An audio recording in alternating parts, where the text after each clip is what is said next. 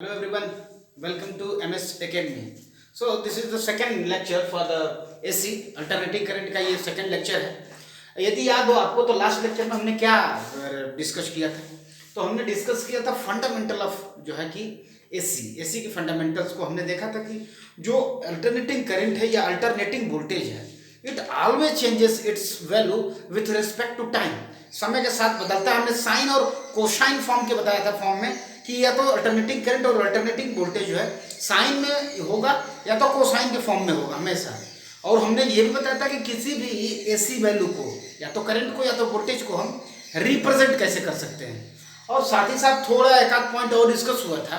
वो फंडामेंटल का था वेव आपका जो है कि टाइम पीरियड क्या होता है, फ्रीक्वेंसी क्या होता है, ये सारे पॉइंट्स हम लोग डिस्कस किए थे. एम्पलीट्यूड क्या होता है, ये पॉइंट्स हमने डिस्कस किया था. एक पॉइंट याद यदि आपको हो तो मैं वहीं से शुरू करता हूँ. उसमें आ रहा था ओमेगा. यदि किसी भी करंट को आप रिप्रेजेंट करते हैं I is equal to I naught sine of omega T, ये पूरा रिप्रेजेंटेशन रहा. मैंने बताया था ये जो वैल्यू होती है ये होती है आपकी मैक्सिमम वैल्यू.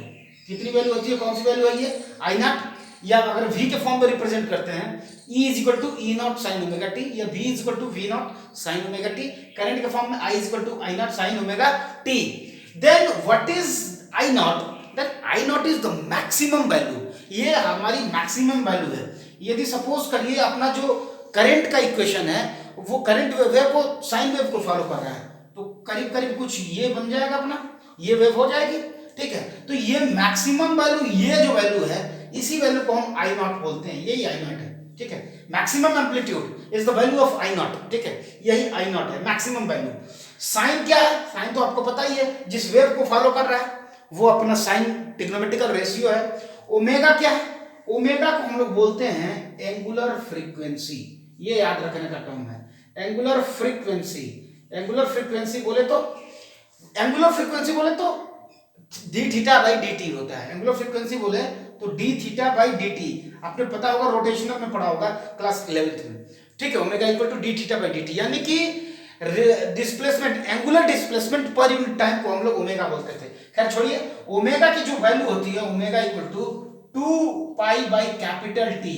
और ये कैपिटल टी वही है जिससे आप कल रूबरू हुए थे. यानी कि ये टाइम पीरियड है. यानी कि यदि टाइम पीरियड दिया हो तो आप एंगुलर फ्रीक्वेंसी निकाल सकते हो, या एंगुलर फ्रीक्वेंसी दिया हो तो टाइम पीरियड निकाल सकते हो. अच्छा, एक और पॉइंट मुझे याद आ रहा है. यदि आपको याद हो तो मैंने बताया था एंगुलर टाइम पीरियड और उसके बीच में, टाइम पीरियड और फ्रीक्वेंसी के बीच में एक रिलेशन स्टेब्लिश किया था. सबको याद होगा, उम्मीद, मेरा पूरा उम्मीद है. यानी टी इज इक्वल टू मैं बताया था 1/f या 1/t is equal to f. क्यों, ये रिलेशन टाइम पीरियड और frequency are reciprocal of each other. That means यहां 1/t के जगह पे हम चाहें तो ये भी तो लिख सकते हैं 2 पाई, तो एज यूजुअल रहेगा. ये 1/t के जगह पे हम f लिख सकते हैं. तो ये यदि कोई आपसे पूछता है कि एंगुलर फ्रीक्वेंसी और लीनियर फ्रीक्वेंसी या फ्रीक्वेंसी में क्या रिलेशन होता है, तो omega is equal to 2 pi f या omega is equal to 2 pi by t. ये रिलेशन आपको भूलना नहीं है जब तक एसी है, क्योंकि हमेशा इस्तेमाल आएगा. इसको कन्वर्ट करिए उसमें और उसको कन्वर्ट करिए इसमें. So omega is the angular frequency, T क्या है, टाइम पीरियड है, वही टाइम सेकंड वाला. ठीक है, और आई क्या है, इसको क्या बोलेंगे, सब कुछ बता दिए. Trigonometrical ratio, angular frequency, time है, मैक्सिमम वैल्यू है. तो ये क्या है, तो ये जो वैल्यू है एक्चुअली इसको हम बोलते हैं instantaneous value of the physical quantity. It may be the current, it may be the voltage. तो इसको बोलेंगे आप instantaneous value of current. Instantaneous value of, चूंकि यहां करंट है, यदि यहीं पर रहता है E is equal to E naught sine omega T तो इंस्टेंटेनियस वैल्यू ऑफ ईएमएफ हो जाता है. अभी करंट होगा. ठीक है, उम्मीद है आप बातों से, टर्मिनोलॉजी से रूबरू हो चुके हैं. चलिए, ये रहा वो पॉइंट्स जो हमने कल छोड़ा था. मैं बताया था आपको एंगुलर फ्रीक्वेंसी के बारे में बताऊंगा. This is the relation between the angular frequency and the time period. Omega is equal to 2 pi by capital T, where capital T is the time period. What is time period, study the point was discussed. The time taken to complete one complete oscillation or the time taken to complete one revolution is called the time period. Frequency क्या है, frequency is the number of cycles completed per unit second, एक second में कितने चक्कर मार दिए गए हैं, कितने रोटेशन हो चुके हैं, कितनी कंप्लीट दोलनों एक सेकंड में किए गए दोलनों की संख्या आवृत्ति कहलाती है। हिंदी के लिए बोल सकता हूं मैं। चलिए आज जो पॉइंट है डिस्कशन का वो बड़ा ही इंपॉर्टेंट है। बड़ा ही इंपॉर्टेंट क्या है, आज हम लोग डिस्कस करेंगे एवरेज वैल्यू ऑफ एसी, यानी कि एवरेज वैल्यू ऑफ एसी और आरएमएस वैल्यू ऑफ एसी। अब एसी में दोनों चीज डिस्कस करेंगे, करंट के लिए भी और वोल्टेज के लिए भी। अल्टरनेटिंग करंट का एवरेज वैल्यू क्या होता है, अल्टरनेटिंग वोल्टेज का एवरेज वैल्यू क्या होता है, उसी तरह से अल्टरनेटिंग करंट का ईएमएफ आरएमएस वैल्यू क्या होता है। आरएमएस वैल्यू तो रूट मीन स्क्वायर वैल्यू, और आरएमएस वैल्यू क्या होता है, जो है कि आरएमएस वैल्यू किसी अल्टरनेटिंग वोल्टेज क्या होता है, that points we are going to cover in the last. We will have a beautiful question. Last में हम लोग ब्यूटीफुल क्वेश्चन ये रहेगा, क्वेश्चन अभी से सुन लीजिए कि हमारे पास जो घरों में सप्लाई आती है 220 वोल्ट, वो क्या है, वो एवरेज है या आरएमएस है। यदि ठीक है तो हमारे पास जो एसी है, सपोज करिए हमारे पास 220 वोल्ट की एक एसी है और एक 220 वोल्ट की डीसी है, तो इन दोनों में से कौन ज्यादा खतरनाक है, इन सारे पॉइंट्स को हम लोग कवर करेंगे आज के ही वीडियो में और इसी वीडियो में। तो बने रहिए आप एमएस एकेडमी में, ज्यादा से ज्यादा शेयर करिए वीडियोस को ताकि हर बंदे तक जो है पहुंच सके और सब लोग कम से कम ये जो फंडामेंटल सब्जेक्ट है एसी, ये सबको ज्ञात हो सके। ठीक है, हो सके वो क्लास जो है कि 12th पास हो चुका हो या पास 12th का हो, 11th का हो, सबको ये जानकारी हो सकती है। फंडामेंटल से मैंने शुरू किया था, उसी को आगे बढ़ा रहा हूँ। तो सबसे पहले जो है हमारा एवरेज वैल्यू, एवरेज को हम लोग और भी बोलते हैं, एवरेज को ही हम लोग मीन बोलते हैं, एवरेज को हम मीन वैल्यू भी कह देते हैं कि मीन वैल्यू है। तो एवरेज यदि याद हो, आपने क्लास 10th में क्या पहले से ही पढ़ रखा, औसत क्या होता है। तो औसत में आपने क्या पढ़ा था, x1 + x2 + x3 upon number of जितने टर्म्स होते थे उसको एवरेज बोलते थे, यानी समेशन fi xi अपन समेशन fi। कई तरीके होते हैं एवरेज निकालने का, mathematically direct method, assumed mean method या स्टेप डेविएशन मेथड। वो मीन निकालने का वो मैथमेटिकल स्टैटिस्टिकल फॉर्मूला होता है। यहाँ जो हम लोग निकालेंगे वो इंटीग्रेशन की मेथड से, इंटीग्रेशन मेथड निकालेंगे। ठीक है, कैसे निकालेंगे, सपोज करिए हमारी जो करंट है, मैं भी करंट के लिए जा रहा हूँ, mean and average value of alternating current, अगला जो आएगा दूसरा हेडिंग अल्टरनेटिंग वोल्टेज रहेगा। ठीक है, चलिए क्या हो जाएगा, सपोज करिए जो अपना इंस्टेंटेनियस वैल्यू ऑफ करंट है। अब देखिए मैं बोल सकता हूँ ना खूब खुलासा, क्यों, क्योंकि मैं बता चुका हूँ अल्टरनेटिंग जो करंट है ना, उसका जो इंस्टेंटेनियस वैल्यू है I = I0 sine of omega T, ये इससे हम लोग रिप्रेजेंट कर रहे हैं। कोई अपने पास करंट है, एसी करंट है, उसकी value I = I0 sign omega T है। अब हमको चाहिए इसी की एवरेज वैल्यू क्या है। यदि आपको याद हो तो एवरेज क्या होता है, आप समझिए, एवरेज होता है टोटल को सम करो और डिवाइड कर दो नंबर ऑफ टोटल से। ये मैथमेटिकली देखें तो ये है अपना साइन वेव, ये क्या रहा, ये है अपना साइन वेव। तो आपको पता है जितना पॉजिटिव वैल्यू है उतनी ही कितनी है, नेगेटिव वैल्यू है। तो यदि आप सपोज करिए 5 को जोड़िए और -5 को जोड़िए, अपन 2 कर दीजिए, तो क्या मिलेगा आपको, चूंकि ऊपर ही 0 आ जा रहा है तो ओवरऑल कितना आ जाएगा, 0। That means the average for a complete cycle, the average value of the alternating current and also the alternating voltage is 0। यानी कि किसी भी अल्टरनेटिंग करंट का या अल्टरनेटिंग वोल्टेज का किसी कंप्लीट साइकिल के लिए यदि हम एवरेज निकालें, यदि मीन वैल्यू निकालें, एवरेज वैल्यू निकालें, तो उसकी वैल्यू कितनी आएगी, 0 आएगी। याद रखिएगा 0 एम्पियर, क्यों, क्योंकि जितना प्लस था +5 ampere -5 ampere total 0 ampere, isn't it. यानी कि एवरेज वैल्यू 0 आती है। लेकिन हम क्या करेंगे, किसी एक साइकिल के लिए निकालेंगे। तो सपोज करते हैं हम लोग फॉर, इसको हम बताया था मैंने, इसको बोलते हैं पॉजिटिव हाफ साइकिल, इसको क्या बोलते हैं, नेगेटिव हाफ साइकिल। तो यदि टोटल टाइम पीरियड t का है तो t/2 यहां हो जाएगा, यानी कि 0 से लेकर t/2 तक अपना पॉजिटिव हाफ साइकिल है और t/2 से लेकर कैपिटल T तक कितना, कौन सा है, ये नेगेटिव हाफ साइकिल है। तो we can find the average value either from 0 से t/2 तक और फ्रॉम t/2 टू t तक। यानी कि इसका हम लोग एवरेज निकाल सकते हैं केवल इतने का, t/2 तक का, या t/2 से t का निकाल सकते हैं एवरेज वैल्यू, लेकिन कंप्लीट 0 हो जाएगा। तो चलिए मैं अभी पॉजिटिव हाफ साइकिल की एवरेज वैल्यू आपको निकाल के दिखाता हूं और आप समझेंगे कि एवरेज वैल्यू निकाला कैसे जाता है। और वहां से आप उसको कंप्लीट कर सकते हैं। ठीक है, चलिए मैं इसको इरेज करता हूं। ओके, इरेज करता हूं तो क्या होगा पॉइंट, यदि मैं किसी पॉजिटिव हाफ साइकिल की बात करूं तो इतना हो गया। अच्छा, Q Q is equal to क्या होता है, Q इज इक्वल टू, अगर आपको याद हो Q इज इक्वल टू क्या होता है, I Q is equal to I into D T, Q into I into T होता है। तो यदि आप चाहें किसी पर्टिकुलर टाइम dt के लिए, बहुत ही कम समय के लिए, हम लोग मानते हैं कि dq जो है dq is equal to I into D T हो जाएगा। यानी कि किसी टाइम dt के लिए यदि कोई कांस्टेंट करंट I फ्लो हो रही है सर्किट में, और तो कितना चार्ज फ्लो हो रहा है उसको हम लोग निकाल सकते हैं इस फॉर्मूले से, q is equal to I T से, यानी dq is equal to I into D T. यदि हमें टोटल करंट निकालना है फॉर 0 से लेकर t/2 तक, यानी कि टोटल करंट जो अपना है यहां से लेकर यहां तक, इतने के लिए कितना चार्ज जो है इमिट हुआ, ये किसी भी पॉजिटिव टर्मिनल से लेकर सपोज करिए यहां तक कितना चार्ज हुआ टोटल। तो चार्ज कैसे निकालेंगे, चार्ज निकालने का फॉर्मूला होता है ये I is equal to Q is equal to di/dt। Total charge, इसको इंटीग्रेट कर दें यदि तो हमें टोटल चार्ज निकल जाएगा। और इंटीग्रेट कहां से कहां तक करेंगे, 0 से लेकर t/2 तक, t/4 t तक कर देंगे तो 0 आ जाएगा, याद रखिएगा, 0 से लेकर कहां तक, t/2 तक। चलिए, तो dq को अगर इंटीग्रेट करेंगे तो कैपिटल Q मिल जाएगा। सपोज करें टोटल चार्ज कैपिटल Q हो जाएगा is equal to integration of 0 से लेकर t/2 तक। कोई भी पूछ सकता है आपसे, why the integration is from 0 to t/2 only, why not t, क्योंकि t तो पता है बाय डिफॉल्ट 0 होना है। ठीक है, इसलिए हमने t को नहीं निकाला, हमने t/2 तक का निकाल रहे हैं, 0 से t/2। अब I की जगह पे I instantaneous value of current है, I is equal to I naught sine omega t, isn't it, I is equal to I naught sine omega t into D T.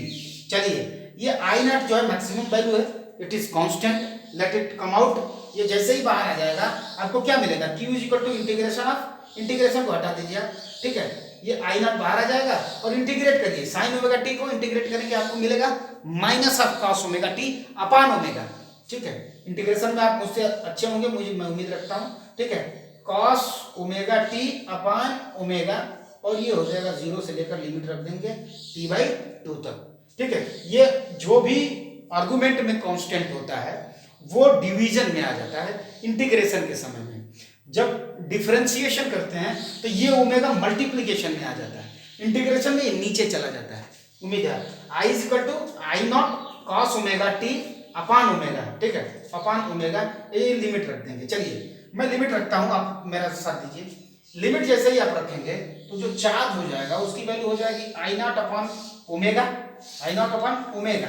अब देखिए कॉस ओमेगा टी, और ये जो variable है हमारा, variable इसमें small T है, स्मॉल टी के जगह पर कैपिटल T/2 रखेंगे एक बार, उसके बाद दूसरी बार जब लोअर लिमिट रखेंगे तो 0 रखेंगे। चलिए रखते हूं, देखिए तो मिल जाएगा आपको कॉस ओमेगा, और टी के जगह पे हमें रखना है कैपिटल T/2। ये अपर लिमिट है, ये upper limit minus lower limit होता है, माइनस लोअर लिमिट टी की जगह पर 0 करेंगे तो कॉस 0 बन जाएगा। ठीक है, कितना बन जाएगा, कॉस ऑफ 0 बन जाएगा। अब बताइए, अभी जस्ट मैंने एक रिलेशन बताया, ओमेगा को क्या लिख सकते हो आप, ओमेगा को लिख सकते हो 2 पाई बाई कैपिटल टी। यदि आप लिखते हो इसको 2 pi by capital T into T/2 already था, ये टी से टी कैंसिल हो जाएगा, 2 से 2 कैंसिल हो जाएगा, क्या बचेगा, cos के पाई।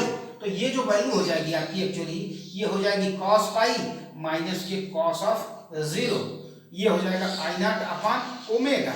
ये हो गया टोटल चार्ज, टोटल चार्ज, यानी कि I नॉट अपान ओमेगा, इसके जगह पर लिखेंगे आप तो cos पाई की वैल्यू -1 होती है और cos 0 की वैल्यू 1 होती है, minus was already there, so this will become Q is equal to I naught, एक माइनस साइन हमने यहाँ छोड़ दिया था, आप में से कोई बताया नहीं।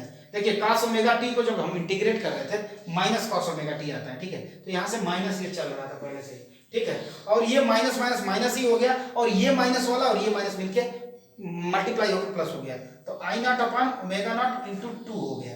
ये वैल्यू हो गई आपकी किसकी, ये हो गया आपकी वैल्यू किसकी, I naught upon omega naught into 2 pi. This is the value of charge, यानी कितने चार्ज हो गए, तो चार्ज की वैल्यू हो गई Q is equal to I naught upon omega naught into 2। ठीक है, अगर आपको याद हो तो हम चार्ज एक और विधि से निकाल सकते थे, कैसे, I इज इक्वल टू क्या होता था, यानी Q is equal to I mean, suppose करिए कि आई जो मीन है, आई मीन है इनटू टाइम पीरियड है, और टाइम पीरियड हम कितना ले रहे हैं, टी ले रहे हैं? नहीं, बिल्कुल नहीं, हम केवल हाफ पीरियड का ले रहे हैं, यानी कि t/2 का ही हम चार्ज निकालना चाह रहे हैं।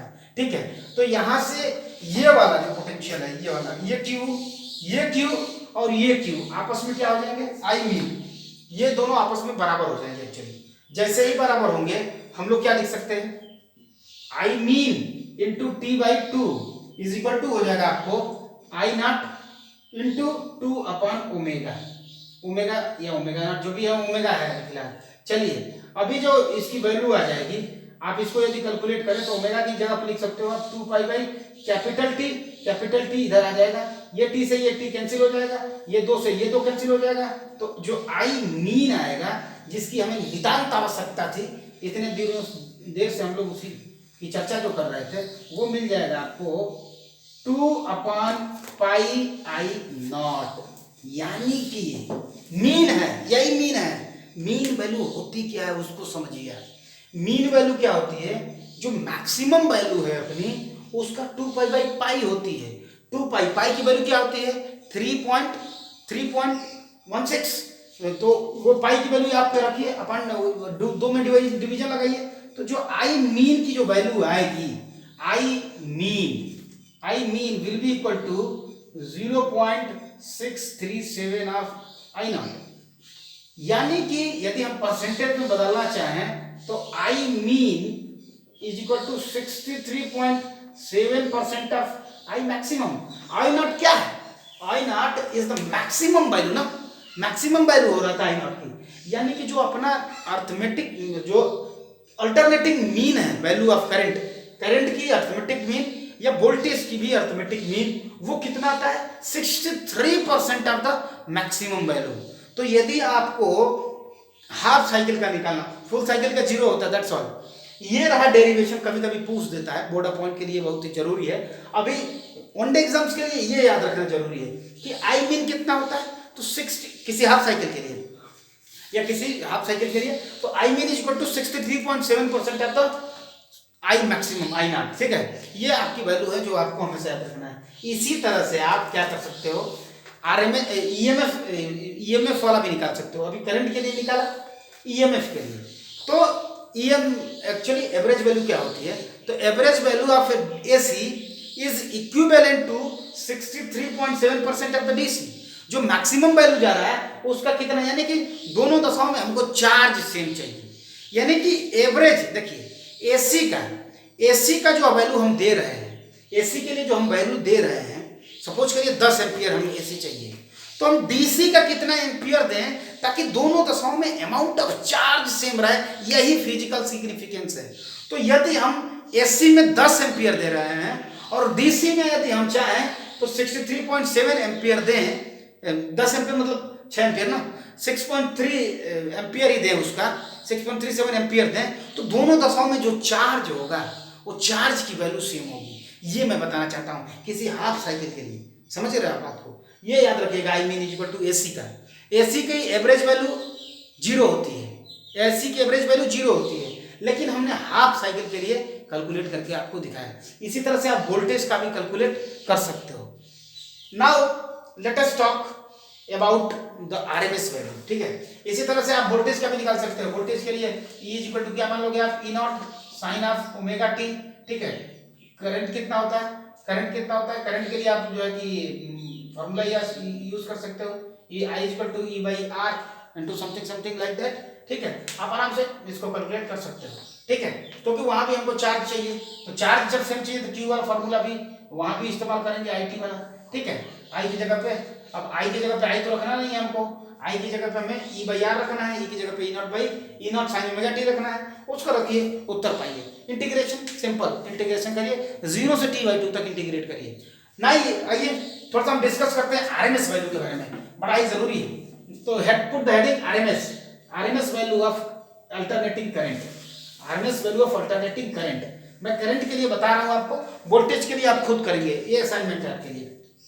चलिए, आरएमएस का फुल फॉर्म जो होता है, आर मतलब रूट, एम मतलब मीन और एस मतलब होता है स्क्वायर। तो root mean square value of any alternating value, either current और वोल्टेज। तो चलिए आरएमएस वैल्यू की डिस्कशन करते हैं। आरएमएस तो बोलते हैं इसको रूट मीन स्क्वायर वैल्यू, ठीक है, रूट मीन स्क्वायर वैल्यू। यदि करंट का निकालते हैं तो आई आरएमएस बोलते हैं, यदि वोल्टेज का निकालते हैं, ईएमएफ का निकालते हैं तो इसको वी आरएमएस बोलते हैं, ठीक है, ये याद रखना है आपको। तो आरएमएस वैल्यू एक्चुअली होता क्या है उसको समझिए थोड़ा सा पहले। तो आरएमएस वैल्यू बोले तो the RMS value is defined as the DC value, ठीक है। आरएमएस वैल्यू क्या है? किसी अल्टरनेटिंग वैल्यू, किसी एसी का, किसी अल्टरनेटिंग करंट का, एसी का उतना ही इक्विवेलेंट डीसी, जो एसी में जितना प्रोड्यूस हो रहा है हीट, यदि डीसी में भी सपोज करिए हमने 10 एम्पियर की एसी दे दी, तो कुछ अल्टरनेट, कुछ मान लीजिए ये अपना रजिस्टर रहा, सपोज करिए इसमें हीट प्रोड्यूस हुआ, तो एसी में जितना हीट प्रोड्यूस हो रहा है, यदि उतना ही हीट के लिए हम कितना डीसी फ्लो कराएं सर्किट में, that is called the RMS value. ये फिजिकल सिग्निफिकेंस है। यानी कि suppose that for some kind of resistor we have, suppose करिए, ठीक है, तो हमने इसमें क्या किया, 10 एम्पियर की एसी फ्लो करा दी और कुछ हीट, जैसे सपोज करिए 10 एम्पियर की करंट इसमें फ्लो करा दी और इसमें जो है 50 एम्पियर की जो है, सॉरी 50 क्या है, 50 जूल, ठीक है, हीट, 50 जूल हीट प्रोड्यूस हुआ, 10 एम्पियर एसी फ्लो हुआ और 50 जूल इसमें हीट प्रोड्यूस हो गया। अब हम 50 जूल हीट प्रोड्यूस करने के लिए इसी रजिस्टर में कितना डीसी इनपुट दें, that value is called the root mean square value. क्योंकि फिजिकल सिग्निफिकेंस जानना जरूरी है, इसलिए मैं इंफेसिस कर रहा था पॉइंट को समझने के लिए। अब हम समझेंगे कि आखिर रूट मीन स्क्वायर वैल्यू निकालते कैसे हैं, ठीक है। रूट मीन स्क्वायर वैल्यू कैसे निकालते हैं, that point is very simple. Very simple मतलब very simple. Root mean square मतलब सबसे पहले रूट लेंगे, रूट मीन का मतलब उसका मीन ले लेंगे, मीन का मतलब ये इंटीग्रेट कर लेंगे, ठीक है, ये रूट मीन का मतलब इंटीग्रेशन, एवरेज मतलब एवरेज ले लेंगे इंटीग्रेशन, और स्क्वायर का मतलब जो भी फंक्शन है आपका उसको स्क्वायर कर देंगे। किसी भी वैल्यू का आप निकाल सकते हो एवरेज आरएमएस वैल्यू। तो रूट मीन अल्टरनेट 0 से लेकर टी तक एक टाइम पीरियड के लिए, और एफ मतलब किसी भी फंक्शन का, करंट का फंक्शन है, वोल्टेज का फंक्शन है, स्क्वायर, और ये फार्मूला होता है आपको, ये 1/t कर देंगे। ये रहा, ये टोटल फार्मूला है, देखिए ये है आरएमएस का फार्मूला है किसी फंक्शन के। सपोज करिए बहुत इंपॉर्टेंट फार्मूला है, करंट वोल्टेज नहीं, हिंदुस्तान की भी कोई क्वांटिटी हो उसका आप आरएमएस निकाल सकते हो। सबसे पहले क्या लेंगे आप, रूट, ये रहा, तो यानी हम अंदर से सॉल्व करते चलते हैं, यानी फंक्शन को स्क्वायर करेंगे, उसका एवरेज लेंगे, उसके बाद उसका रूट ले लेंगे, हमें मिल जाएगा रूट मीन स्क्वायर वैल्यू। तो चलिए हम एसी का निकालते हैं, अल्टरनेटिंग करंट का रूट मीन स्क्वायर निकालते हैं, कितना होगा, कैसे निकलेगा वो तो हम लोग सीख लिए, अब उसको इंप्लीमेंट करके भी देखते हैं। तो सपोज करिए जो इंस्टेंटेनियस वैल्यू ऑफ करंट है, I is equal to I naught sine of omega T, यानी साइन ऑफ ओमेगा टी, एक बेसिक इक्वेशन रिप्रेजेंटेशन करना आपको सिखा दिया गया है। तो ये क्या रहा, I is equal to I naught sine omega T, इसकी हमें क्या निकालना है, आरएमएस वैल्यू। आरएमएस वैल्यू कैसे निकलता है, आई आरएमएस इज इक्वल टू, मैंने बताया था रूट ले लीजिए, इंटीग्रेट करिए पूरा टाइम तक। अब समझिए आरएमएस और इसमें यही अंतर है, आरएमएस और इसमें अंतर यही है कि आरएमएस पूरे कंप्लीट साइकिल का हम निकाल सकते हैं, और जो एवरेज था कंप्लीट साइकिल का 0 हो रहा था, लेकिन इसमें 0 नहीं होता है, क्यों अभी समझेंगे। देखिए 0 से t तक, ये इसको इंटीग्रेट करिए 1/t से 0 से लेकर t तक, और जो फंक्शन है it ऑफ dt, समझ करिए i ऑफ dt, समझ करिए i ऑफ dt हो गया। अब i की जगह पे क्या रखना है आपको, I naught sine omega T, मैं अभी यही रख देता हूँ, ठीक है। यदि मैं यही रखता हूँ तो क्या मिल जाएगा, कुछ इस तरह से ये मिल जाएगा आपको I naught sine of omega T into D T, ये रहा आपको, ये फंक्शन रहा, ठीक है। लास्ट वाला फंक्शन जो बताया था आपको मैंने डी टी करके नहीं लिखा था, उसको लिख लीजिएगा, ठीक है। यानी ये इंटीग्रेशन है आरएमएस वैल्यू, तो इसको इंटीग्रेट करिए आप, ये 1/t इंटीग्रेशन ऑफ 0 से लेकर t तक, आई नॉट क्या है, कांस्टेंट है, लेट इट कम आउट, इसको हम कांस्टेंट है तो इसको बाहर रखते हैं, यानी आई नॉट, और ये इंटीग्रेट करेंगे साइन ओमेगा टी को इंटीग्रेट करके बताया था मैंने, बताया था minus of cos omega T upon omega आता है, यानी कि ये माइनस रहेगा, ठीक है, ठीक है। कॉस साइन ओमेगा टी का कितना होगा, नहीं बिल्कुल नहीं, अभी गलती हो रहा है, अभी कैसे गलती हो रहा है देखिए, 1/t इंटीग्रेशन ऑफ 0 से लेकर t तक, अंदर वाले फंक्शन का स्क्वायर करना था, मैंने बताया था। तो ये जो टोटल है इस टोटल को आप स्क्वायर करेंगे, समझ रहे हो बात को। The point is very simple, जो भी फंक्शन है उसको आप स्क्वायर करोगे, यानी I naught square sine square omega T. तो इसको आप इंटीग्रेट करेंगे तो हो जाएगा आपको आई नॉट स्क्वायर, ये हो जाएगा sine square of omega T into D T. अब चूंकि आई नॉट स्क्वायर कॉन्स्टेंट है, अब इसको बाहर आप आराम से लिख सकते हो। तो ये इंटीग्रेशन जो होता है ये हो जाएगा आपको integration of 1 by T, zero से ये इसको देखिए आई नॉट बाहर रख दीजिए, आई नॉट स्क्वायर। अब इसको इंटीग्रेट करना है, इंटीग्रेट किसको करना है, sign square omega T D T को। और आपको पता है साइन स्क्वायर ओमेगा टी का इंटीग्रेशन कब होता है, जब इसको हम कन्वर्ट करते हैं कोसाइन के फॉर्म में। तो साइन स्क्वायर ओमेगा टी, यदि आपको याद हो साइन स्क्वायर थीटा को हम लोग लिखते थे 1 माइनस कॉस 2 थीटा बाई 2, याद है आपको, साइन स्क्वायर थीटा को हम लोग लिखते थे 1 माइनस कॉस 2 थीटा बाई 2। तो यानी कि यहां से आप चाहो तो इसको लिख सकते हो 1 माइनस कॉस 2 थीटा, थीटा की वैल्यू कितनी है अभी, ओमेगा टी है, कॉस 2 ओमेगा टी बाई 2 इतना हो गया इंटू डी टी। चलिए अब इसको इंटीग्रेट कर दीजिए बिना विलंब के, ठीक है। जैसे ही आप इसको इंटीग्रेट करेंगे आपको कुछ वैल्यू मिलेगी, और वही वैल्यू क्या मिलेगी हमें जानना है, ठीक है। कितना मिलेगा, चलिए 1 का इंटीग्रेशन टी ही हो जाएगा, वो टी हो जाएगा, और कॉस ओमेगा टी का कितना हो जाएगा, कॉस ओमेगा टी का हो जाएगा sign omega T upon 2 omega. चलिए यानी कि जैसे ही आप इसको इंटीग्रेट करेंगे 1 बाई, क्या मैं छोड़ दूं इसको, यहीं कर लेंगे आप, चलिए 1 by T integration of I naught square, और इसको मैं कर रहा हूँ देखिए 1 बाई 2 इज ए कॉमन, ठीक है, इसको 1 बाई 2 को कॉमन रखिए आप। अब यहाँ से जो है 1 minus cos omega T by 2, ये 2 मैं लिख दिया बाहर इधर आउट ऑफ द रेंज। 1 को इंटीग्रेट करेंगे टी मिलेगा, माइनस के कॉस ओमेगा टी को लिखेंगे तो आपको मिलेगा sine omega T, sine 2 omega T upon 2 omega, ये जो कांस्टेंट है वो नीचे आ जाता है, ठीक है। और ये लिमिट रखना है आपको, जीरो से लेके कैपिटल टी तक जो है लिमिट रखेंगे। चलिए लिमिट रखते रहिए, अभी जब रखेंगे लिमिट तो आपको क्या मिल जाएगा, यहां से टी रखेंगे यहाँ पे, ठीक है, टी रखेंगे तो क्या मिलेगा आपको, यहां से टी रख लीजिए 1 by T I naught square upon 2। अब यहां से मिल जाएगा टी, और जीरो रखेंगे तो जीरो, इजंट इट, टी रखेंगे तो टी, जीरो रखेंगे तो जीरो, और टी की जगह पे यहां रखेंगे तो माइनस ऑफ टी रखेंगे तो क्या मिल जाएगा, साइन 2 ओमेगा टी, ये मिल जाएगा आपको sine of 2 omega capital T minus के साइन ऑफ 0 0 होता है, ठीक है, अपॉन 2 ओमेगा रखने दीजिए, ठीक है। मैंने क्यों नहीं 0 लिखा, क्योंकि साइन की भी वैल्यू 0 होती है और टी की भी वैल्यू 0 होगी, तो ये बाद वाला टर्म 0 होना ही है, केवल अपर लिमिट रख दिया हमने। चलिए 2 ओमेगा टी हो गया।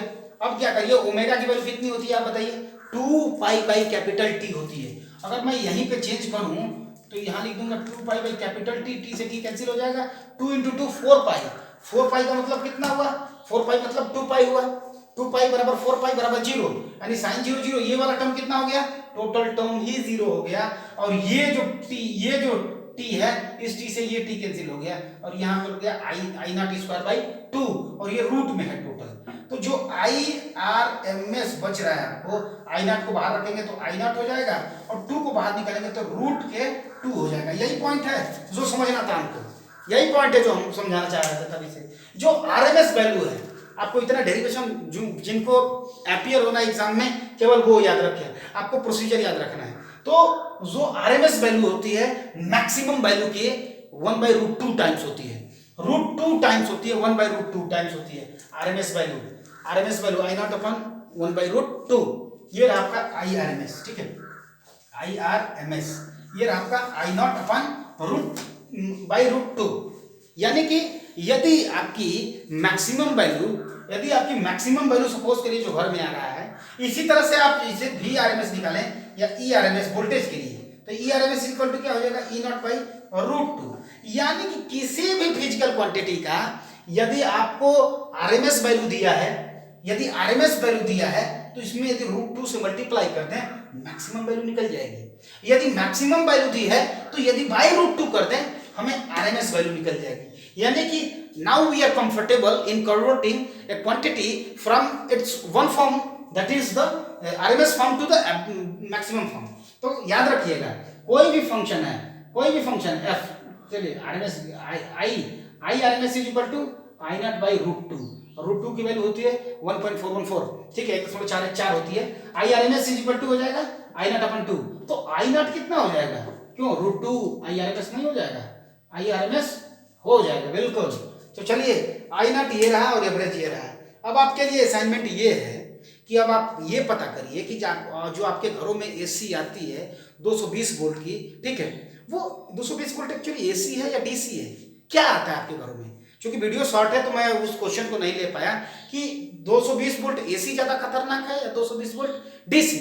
इस पॉइंट को हम लोग डिस्कस करेंगे नेक्स्ट वीडियो में, तथा साथ ही देखेंगे इंडक्टर और कैपेसिटर का जो है क्या है, इसकी प्रॉपर्टी क्या होती है, किस फॉर्म में ये कहते हैं ये एनर्जी स्टोर करते हैं, किस तरह से एनर्जी स्टोर करते हैं, किस फॉर्म में एनर्जी स्टोर करते हैं, ये हम लोग नेक्स्ट वीडियो में देखेंगे। तो बने रहिए आप MS एकेडमी में। उम्मीद है average value, current average value क्या है, वो चार्ज कंजर्वेशन को शो कर रहा है, यानी कि चार्ज जो है चार्ज के बेस्ड पे है, और जो RMS वैल्यू है वो आपके करंट की जो है कि वो हीटिंग यानी एनर्जी के बेस पे है। समझ पा रहे हैं? एनर्जी का वो क्वांटाइजेशन है, वो चार्ज का क्वांटाइजेशन है। That point is very simple. उम्मीद रखता हूँ ये कन्वर्जन आपको पता हो गया है। कन्वर्जन क्या करना है, I naught is equal to कितना हो जाएगा, √2 times of the I average, और एवरेज कितना हो जाएगा 1/√2 times of the maximum value. So let's be with MS Academy. Hope you enjoyed today's topic. RMS और एवरेज बहुत ही जरूरी है। पूरे साइकिल का कितना होता है 0, किसी हाफ साइकिल का कितना होता है 63%। यदि इसको भी आप निकाल के देखो ना, यदि 1/√2 की वैल्यू अपन 414 रखोगे तो ये जो IRMS आता है, IRMS वैल्यू आता है वो 70.7% ऑफ I मैक्सिमम, यानी कि ये देखिए जो I हाफ साइकिल के लिए जो एवरेज वैल्यू आ रही थी वो 63% आ रही थी, और जो RMS वैल्यू आती है वो 70% आती है मैक्सिमम का। सो पॉइंट एवरेज और RMS में डिफरेंस जो है उसको उम्मीद रखता हूँ आप याद रखेंगे। सारे पॉइंट्स वेरी क्लियर हैं। If any doubt is there, आप कमेंट बॉक्स में आपका स्वागत है। जरूर बताइए कि AC में आपको कहाँ से दिक्कत आ रही है। एक AC सबको दिक्कत देता है, ये टफ है लेकिन ईजी भी है यदि आप कंटिन्यूअस हाफ आवर देते हैं AC के लिए, MS एकेडमी के लिए, अपने लिए। So find some time out of your whole time and study the AC with Mulayam Singh Yadav in MS Academy daily at 6 PM. So do like, share and subscribe and share the videos maximum to the extent so that it can reach to the other people as well. So thank you very much.